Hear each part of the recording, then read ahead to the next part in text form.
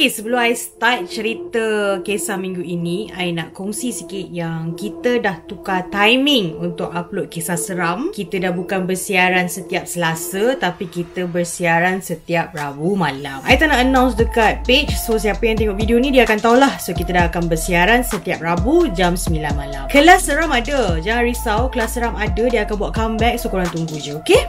Hai semua, kita bertemu lagi dalam kisah seram.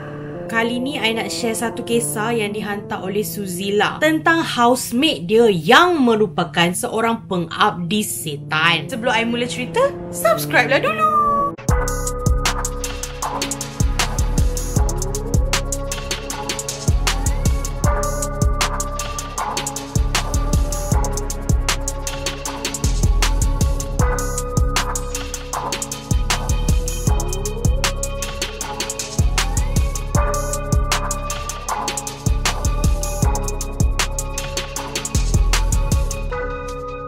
Seperti biasa, kisah-kisah ni kalau orang tak cerita dekat I pun tak tahu, and I pun tak boleh nak create lah fakta. So timeline cerita ni I tak tahu. Dia tak cakap tahun bila, dia tak cakap dekat mana. Cuma dia ada terlepas dalam dia punya cerita tu. Dia kata diorang ni semua yang dalam rumah ni dak Unicell. So diorang ni semua dah grad dari Unicell and berjanji akan bersahabat selamanya. So diorang menyewa satu rumah yang sama dalam masing-masing tengah nak cari kerja.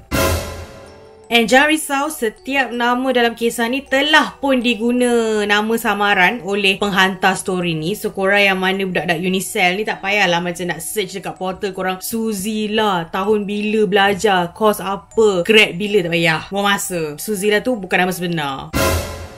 I tak pasti timeline ni lepas terus habis grad ke atau dah beberapa bulan selepas grad ke, but cukup kita tahu lepas grad diorang menyewa satu rumah. Kat mana dia sewa pun saya tak pasti, okay? So dalam rumah ni ada satu kawan diorang ni, nama dia Salina. So dia ni memang cantik lah, berperwatakan menarik, dia ni selalu score A, dia ni macam bright student, golden child macam tu lah. So antara ramai-ramai ni, Sal ni lah yang paling awal sekali dapat kerja tau. So dalam email tu dia memang menceritakan lah, dia kata Sal ni tinggi, kurus, putih, cantik. Dia kata kalau nak kira kecantikan Sal ni, kalau artis lah, dia kata memang cantik macam Emily Anderson.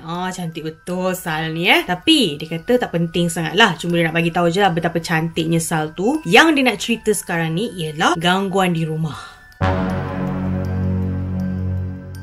Dia kata masa kejadian yang dia nak cerita ni, okay, diorang ni semua dah dapat kerja, semua dah berjaya dalam hidup masing-masing dan masih jadi housemate. Cuma diorang berjanji untuk pergi cuti sekali ni. Semua orang dah ambil cuti semua, nak pergi travel together. Tapi Suzila tak dapat join last minute sebab ada kematian. So Suzila dia ada relative dia meninggal, saudara dia meninggal, jadi dia terpaksa balik Melaka. So waktu ni kawan-kawan lain, dia punya housemate Sal, Emily Anderson, Shah, Cici. So pergilah yang lain-lain tu yang nama I sebut tadi, yang selain Suzila tu, diorang pergilah bercuti. So Suzila ni balik kampung dekat Melaka, dah settle majlis pengebumian, dah settle majlis tahlil apa semua. Suzila dia tak decide untuk terus stay dekat kampung. Dia pula pergi decide untuk balik ke rumah sewa diorang tu. And dia kata sepanjang perjalanan dia daripada Melaka nak balik rumah tu, dia macam ada halangan teruk tau. Sebelum nak keluar rumah, dia tertinggal barang. Dia kata mula-mula dia nak gerak dah tertinggal beg. Lepas tu sebab dia ada beberapa beg, lepas tu masa dah settle semua tu, kunci kereta pula hilang. Masuk balik, cari balik. Faham tak? Macam takdir tu dah menunjukkan tak payah balik. Macam susah nak balik. So masa nak keluar daripada Melaka tu, Allah, sebelum nasib baik dia sedar yang kereta dia tak ada minyak sebelum masuk highway. So okay, nak kena cari stesen pula nak isi minyak. So dalam perjalanan tu jam. Padahal bukan cuti sekolah ke, bukan musim perayaan ke, dia tak tahu kenapa jam teruk. So lambat, dia kata lambat dia sampai rumah.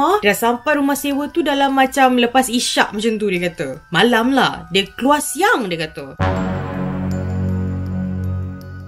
Sebab jam bagai, dia pun tak ada nak stop mana-mana. So dia lapar. Bila lapar, dia dah masuk rumah. I tak tahu ni rumah teres ke, rumah apartmen ke, I tak pastilah. So dia dah masuk rumah, dia letak beg dulu kat ruang tamu, dia kata. And then dia terus menonong nak ke dapur. So dalam dia tengah soksek barang dekat dalam fridge ni kan, duk tengok barang, ambil macam ni nak masak apa, ni nak masak apa.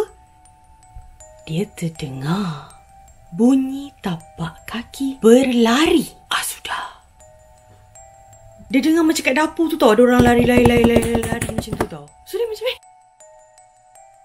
Pandang kiri kanan. Dia sebut nama housemate dia seorang-seorang tau. Dia sebut tak ada orang nyawa. Yelah, orang lain kan pergi bercuti. So dia macam, okay, kalau pun lah ada orang dalam rumah tu, siapa yang tak pergi bercuti? So dia macam terus dia tutup fridge. Dia jalan keliling rumah dia, ketuk pintu bilik setiap seorang. Dia tak adalah terus buka. Kok betul ada orang ke apa kan. Kok ada yang bergaduh ke tak jadi. You know girls kadang-kadang ada drama. So dia ketuk setiap bilik tu tak ada apa. Macam keperasaan dia, uish, ada apa benda ni kan. Sebab kawan semua tak ada kan. Tapi tak apalah, dia just kuatkan hati dia. Terus kembali kepada fridge dia tu. Again, dia dengar lagi bunyi tapak kaki berlari-lari. Dia macam pelik. Asal siapa yang lari-lari? Bunyi macam kuat tau. Tapi tak ada orang kat dapur tu. Tapi dia dengar macam dekat dapur bunyi tu tau. Tak jadi masak. Dia pergi balik ruang tamu. Dia capai beg dia semua. Ambil barang dia semua. Pak, masuk bilik dia. Lapar ni. Tapi takut. Sebab bunyi berlari. Tapi tak ada orang dalam rumah tau. Dia memang seorang.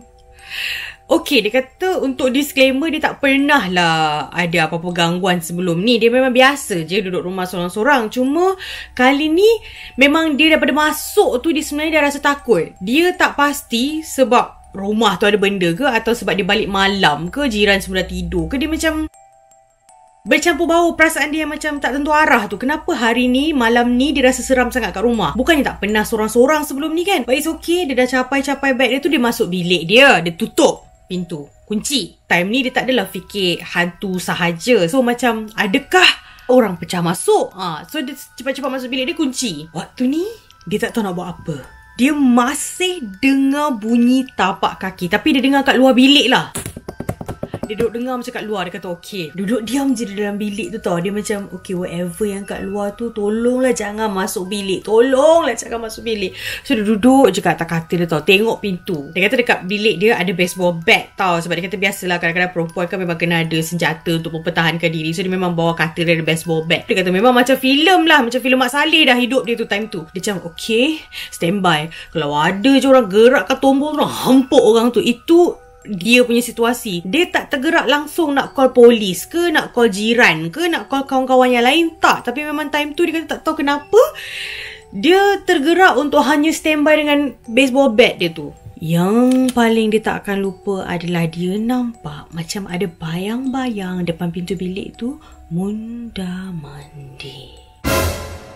Semalaman tak tidur. Bila dah dengar bunyi azan, lepas tu dah tengok kat luar tu dah start pagi, dah ada cahaya kan, dah cerah. Dia keluar dengan baseball bat dia lah. Dia check satu rumah, dia tak jumpa apa tau. Memang tak ada kesan pecah masuk. Memang tak ada orang lain dalam rumah tu. Memang tak ada barang berterabur macam kecurian ke, pecah masuk. Ada orang buka balik sliding door keluar ke, atau orang buka pintu rumah dia keluar ke, tak ada. So dia conclude mungkin itu perasaan dia je kot. Sebab dia dah balik and then malam, lepas tu dia memang takut. So dia yang menakutkan diri dia sendiri. Korang faham tak? Macam dalam situasi tu dia psycho balik diri dia. Macam kau yang create all this scenario. Benda sebenarnya tak wujud. So please. So dia tenangkan diri dia. Dah. Dia masuk dapur. Masak breakfast. Sebab dia lapar. Daripada semalam tak makan kan. So to cut the story short. Dia kata waktu siang ni tak ada apa. Dia okey je. So dia rasa selesa. Macam okey, semalam tu memang mainan perasaan je lah dia kata. Sebab dia sorang-sorang. Tapi kalau ada siang, mesti ada malam kan. Waktu ni maghrib, dia dekat ruang tamu. Kan dia dah elok-elok siang, dia rasa happy, dia rasa selamat. So dia tengah tengok movie. Ruang tamu ni sebelah dapur. Elok je lepas habis azan maghrib waktu ni.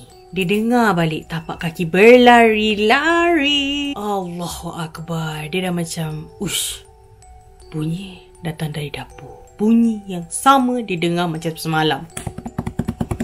Bunyi tapak kaki tu. Instead of terus bangun dan pergi ke dapur, dia macam jengahkan sikit kepala dia. Dia jengah macam tu. Dia macam ke belakangkan sikit. Dia jengah je ke dapur.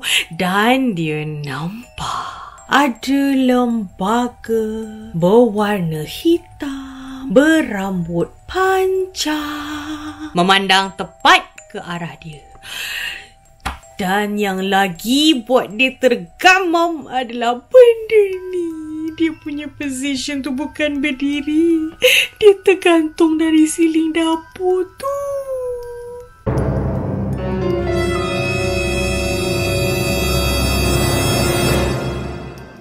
Wah, dia dia tengok benda tu, benda tu terbalik. Allahu Akbar.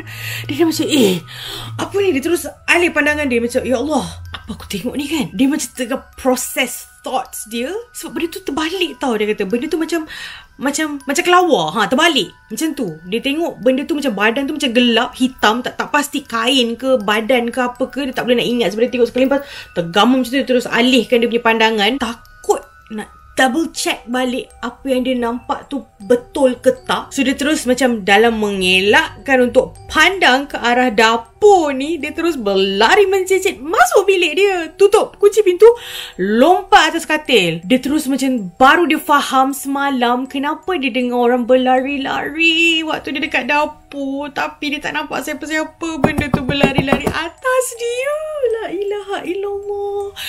Tapak kaki benda tu bukan dekat lantai, tapi dekat siling dapur tu. Ya Allah, dia terus terbayang macam mana benda tu duk berlari-lari atas kepala dia kan masa dia dekat fridge tu. Dia terus rasa macam overthinking lah. Macam adakah semalam rambut benda tu dah terkena dia ke apa tu. Overthinking, takut. So dia baca segala surah yang dia tahu seumur hidup dia. Atas katil tu memang baca semua surah yang dia tahu. Tapi keamanan yang dia rasa tu, yang dia selamat dalam bilik dia tu, sekejap sangat. Dalam dia duk baca ayat-ayat lazim ni, dia dengar bunyi orang berlari dalam bilik dia. Dia tak berani nak tengok atas sebab dia dah tahu dah macam mana benda tu bergerak kan. Terus tak ada nak tengok atas, dia selubung. Masa dia selubung ni memang masih lah benda tu duk berlari. Dia dengar dalam bilik dia. Dia memang baca. Dia kata tak ingat lah tunggal terbalik ke apa ke. Tapi dia memang force diri dia baca. Ulang baca semua surah yang dia tahu. Semua dia baca semua. Bila kita tengah takut, akan ada momen yang kita rasa macam kita dah baca, lepas tu kita tengok dah tak ada bunyi apa semua. So kita akan rasa selamat kan. So dia time ni dia dah rasa macam dah okey kot. Dia dah baca semua surah yang dia tahu. Mesti dah lari dah benda ni lah. Dia kata mesti dah tak ada, mesti dah hilang. Sebab bunyi larian tu dah tak ada. So instead of terus bangun dan check, dia intai dari celah selimut yang diselubung atas katil tu. Dia intai. Masa dia intai, dia tak nampak apa benda yang bergantungan. Tetapi dia nampak dekat siling tu penuh tapak kaki. Macam mana pula ada kesan tapak kaki pula penuh dekat dia punya siling tu. Dalam dia tengah, ya Allah, duk tengok ada kesan-kesan tapak kaki. Ada benda jatuh dekat dia punya dahi. Time ni dia tak ada nak, apakah cecair yang jatuh ini? Tidak. Dia dah tahu ada benda jatuh. Dia assume je macam benda tu atas kepala dia. Kan dia selak. Dia assume je benda tu kat situ. Dan apa-apa yang jatuh dia tak nak check. Dia terus selubung. Dia sambung balik baca ayat-ayat lazim. Waktu ni dah tak ada bunyi orang berlari kan daripada tadi. Tiba-tiba dalam dia berselubung semula dengan ada cecair dekat dahi yang tak tahu apa tu, dia rasa ada orang naik katil dia. Tak sudah dengan naik tu, benda tu melompat pula atas katil dia. Boing, boing, boing, boing, boing. Allahu Akbar. Tadi kau bergantung dekat siling tu, sekarang kau lompat pula atas katil Suzila. Time ni Suzila takut. Dia jerit, dia keluar, dia lari, dia keluar daripada rumah dia. Dia pergi rumah jiran dia. Dia minta tolong. Dia macam jerit lah. Dia macam jerit macam tu. Jiran dia keluar. Dia cakap kat jiran dia, nak tumpang. Rumah dia ada hantu. Dia cakap tolong. Kat jiran tu ada family, tapi husband orang tu yang keluar masa dia ketuk pintu rumah, gate luar tu. Dia kata, so dia kata tolong tumpangkan saya, rumah saya ada hantu. Dia memang keluar biar je tau. Dia tak ada tutup gate ke apa tau. So isteri orang tu semua keluar macam tenangkan dia. Okey, masuk dalam dulu. So rumah kat sebelah ni biar terbuka je tau waktu ni. Dia kata memang dia lantakkan apa nak jadi sebab dalam tu ada hantu. Dia takut. Dah bertenang sikit, orang tu dah bagi dia air. Dia explain kat orang tu, rumah sebelah ni ada hantu lah, dia baru balik daripada kampung ni. So apa yang orang tu cakap, dia kata tak apa kalau macam tu, dia orang teman, dia orang masuk rumah tu, kita azan. Lepas tu kita tak nak. Dia tengah takut.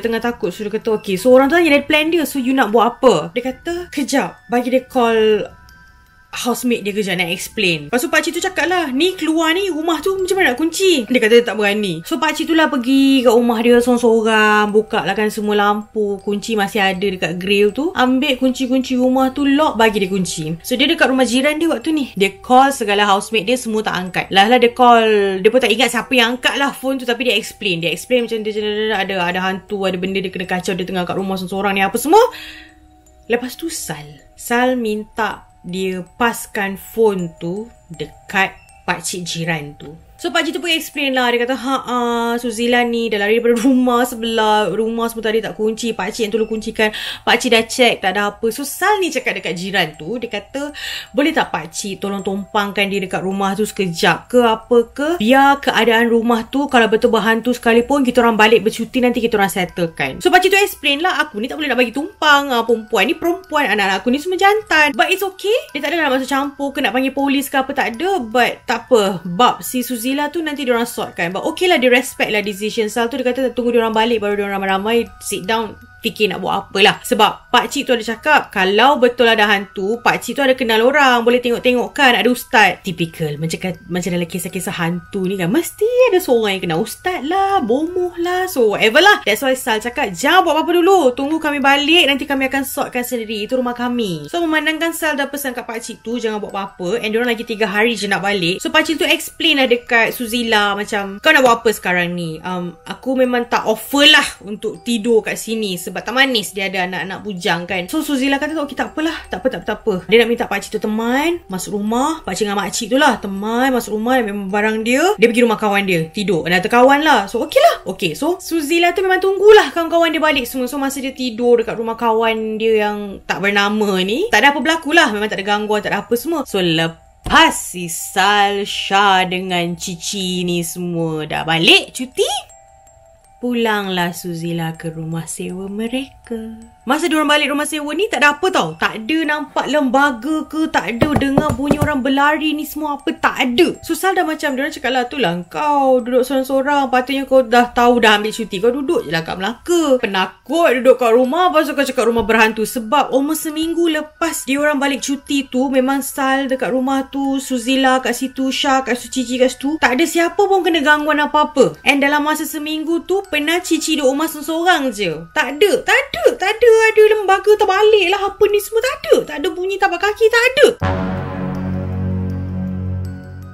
Until lah ada satu kali ni, Suzila dia terus pergi dekat jiran dia. Dia cakap, pakcik pernah cakap kat saya kan, pakcik ada kenal ustaz kan, boleh tak saya nak ajak ustaz tu datang rumah? So pakcik ni dia kata dia tak nak masuk campur, sebab kan Sal dah cakap jangan buat apa-apa. Dia kata tak apa, kita orang ada nak buat jamuan, nanti ajak je ustaz tu datang. Suzila ni sebab dia rasa macam dia nampak benda tu real, dia nampak. So tak kisahlah kalau orang lain tak kena ke apa ke, dia tetap rasa rumah dia berhantu. Memanglah sepanjang lepas dia orang balik cuti tu dia tak kena apa-apa pun, tapi trauma tau. Dia memang macam mana dia boleh nampak malam tu ada kesan tapak kaki, sebab lepas dia dah balik tu tak ada kesan tu. Sebab tu kawan-kawan dia kata dia tipu. So okay, diorang ni memang suka buat jamuan-jamuan party lah, tapi ni bukan party liar lah. Dia kata memang suka buat potluck. So macam kali ni dia gunakan alasan, weh ajak jiran sebelah. Satu sebab dia ada anak-anak bujang, satu lagi sebab dia kata balas budi lah, orang tu tolong aku kok waktu aku kena nampak hantu tu semua kan. So orang macam okay lah, ajak je lah. So bonus lah orang tu akan bawa ustaz tu. So waktu orang tu bawa ustaz tu, tiba-tiba Sal macam, weh siapa ajak ustaz tu? Kau ke? Dia terus tuduh Suzila. Kau ke yang panggil? Dia kata, aku panggil. Aku memang nak suruh tengokkan rumah kita ada hantu. So terus tiba-tiba Sal ni amuk kan. Macam, berapa kali aku nak cakap, tak ada apa ni perasaan kau. Tiba-tiba mengamuk tau. Sal ni adalah macam saya cerita, berperwatakan menarik, berwajah cantik, tinggi lampai, bijak, intelligent people of the world. Tak pernah amuk kan, sebab dia cakap sopan santun. Ni mengamuk. Nasib baik dia kata waktu ni tak ramai orang datang lagi tau. So macam ada kawan yang lain macam, apa so budak-budak lelaki semua keluar pergi seokok, macam tak campur. Sebab dia orang ingatkan macam housemate bergaduh-gaduh. So macam perempuan-perempuan yang lain pun keluar dengan budak lelaki tu macam tak nak campur. So ustaz tu macam tenangkan keadaan. Ustaz tu kata tak apa, saya datang ni sebab ada jemputan. Lepas tu dia memang cakap lah, memang Suzila ni nak jemput. Sebab pakcik jiran tu dia memang tak nak masuk campur kan. Dia kata lah Suzila yang jemput. Macam tu dia kata, aku bukan pandai Suzila yang jemput. So Sal tengah mengamuk-ngamuk, memang tak pernah dia marah macam tu. So ustaz tu baca something, baru Suzila tu macam bertenang. Lepas tu ustaz tu just jalan dalam rumah tu sekejap. Waktu ni diorang semua tengah duduk dekat ruang tamu, termasuklah dengan jiran pakcik-makcik tu. Yang kat sini Sal tu dah macam marah tau. Tapi tak adalah macam bernafas marah, faham tak? Dia tak adalah mendengus macam binatang apa, tak ada tau. Tapi dia macam macam tu lah, tengah marah. Tapi ustaz tu check. Ustaz tak cakap banyak. Ustaz tu cakap, kamu tahu tak, memakai pemanis tu berdosa. Lepas tu dia orang macam Lepas tu waktu ni Sal tu macam diam je. Memakai pemanis, memakai pelaris, memakai pendamping, semua ni berdosa, syirik. Lepas tu ustaz tu buka pintu bilik Sal, panggil semua orang tengok dekat dalam bilik Sal tu. Adalah bekas-bekas yang memang ada benda yang dibalut kain kuning lah, apa ni semua tau. Memang ada. Sal ni memang dia pakai banyak benda dekat dia. Dan diorang sepanjang diorang berkawan ni, diorang baru tahu yang Salina ni sebenarnya anak Tok Moh, mak dia dukun. Diorang pernah masuk bilik Sal. Memang selalu lepak-lepak dalam, tapi tak pernah perasan benda-benda tu. Lepas tu ustaz tu pun explain lah yang malam tu masa Suzila balik, Suzila nampak ada benda terbalik dekat atas siling. Itu dia punya pendamping, atau bahasa lain orang panggil kadam. Dia macam jin dia lah, bukan saka. Sebab dia bukan turun-temurun, dia macam pendamping dia lah, yang dibenarkan untuk berkeliaran mencari makan kerana diberitahu bahawa tiada orang. So bila Suzila masuk, Suzila pula kat situ, kat dekat dapur lah apa semua. So benda tu menjelmakan diri dia macam, tuan aku cakap tak ada orang. Kenapa dia ni ada? Macam tu.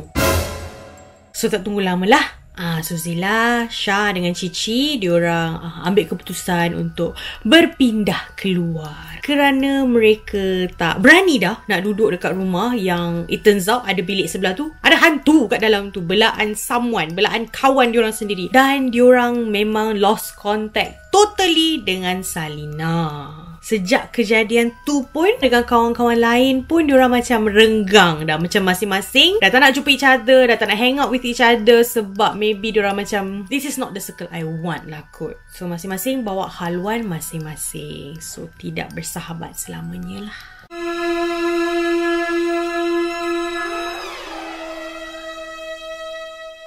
Okay, itu saja kisah I ada untuk kongsi dengan kalian tentang housemate ku pengabdi setan. Macam ni lah, I tak nak terlalu tuduh yang Salina ni berjaya dalam hidup dia hanya kerana jin dan syaitan. Tak. Mungkin betul dia dilahirkan sebagai pandai. Mungkin betul sebab dia kan cantik. So mungkin betul lah, pretty privilege kan orang kata. Mungkin betul dia dapat kerja sebab dia orang senang tengok dia, sebab dia pun cakap lemah lembut semua kan. Janganlah kita macam discredit langsung usaha Salina untuk hidup berjaya. Pengajaran yang I boleh dapat daripada kisah ni, memang kadang-kadang orang setengah orang macam nak ambil pemanis, setengah orang nak ambil pelaris ke apa ni semua kan. Macam kadang-kadang bila korang berjaya tu, korang ingat betul lah ni azimat tangkal ni betul. Sebenarnya bukan pun. Sebenarnya memang korang dah ditakdirkan untuk berjaya dalam hidup. So korang pergi percaya benda kurafat tu. Buat apa? Tak pasal syirik pula. Sebenarnya tak pun. Sebenarnya memang takdir hidup korang tu dah best dah. So tak perlu nak pergi ke mana-mana dukun-dukun bomoh ni untuk mencari tangkal, untuk mencari anything untuk menjadikan diri anda extra. Entah sebab you memang cantik dah. You tak payah pakai pemanis. Sebenarnya you memang cantik. You memang ada pretty privilege. Perasan tak macam setengah orang dia tak ada study gila-gila pun, tapi sebab dia fokus dalam kelas, so dia faham, so dia boleh jawab exam. Macam I adalah manusia yang tak fokus dalam kelas, sibuk bercakap-cakap dengan kawan-kawan. Sebab tu I sekarang ni bercerita dengan korang. So dari sekolah I memang suka bercakap. So bila nak exam, I terpaksa cramkan everything, revise balik. Macam kena belajar balik, sebab dalam kelas tak fokus. So mungkin Sal ni sebenarnya dia memang pandai, dia fokus dalam kelas, lepas tu dia cantik, hidup dia mudah dan senang ni because memang dia ditakdirkan macam tu. So pengajaran kat sini, korang-korang yang nak berjaya dalam hidup ni, usaha je. Kalau nak jadi pandai, belajar betul-betul, fokus. Study smart, jangan study hard. Macam I study hard, tak smart-smart nak pergi interview supaya dapat kerja. Study pasal company tu. So at least bila interview tu macam orang tu tanya, you ada jawapan, and you pun tahu apa nak tanya. So nanti akan smooth lah. Tak perlulah pakai tanggal-tangkal ke, pemanis ke, pelaris ke, jadi pengabdi setan, ada benda bergayut-gayut kat rumah kau, tak payahlah Itu pengajaran hari ni, okay? So apa-apa pun, sehingga kita bertemu lagi lah in the next video. Cerita apa pula I pun tak pasti, sebab I belum decide lagi. Ada buka, ada a few, I belum decide lagi next week keluar cerita apa. Just nantikan. And kalau anda ada story yang lebih kurang sama atau story yang berbeza tapi masih seram, don't worry, hantar je. Bye, Assalamualaikum.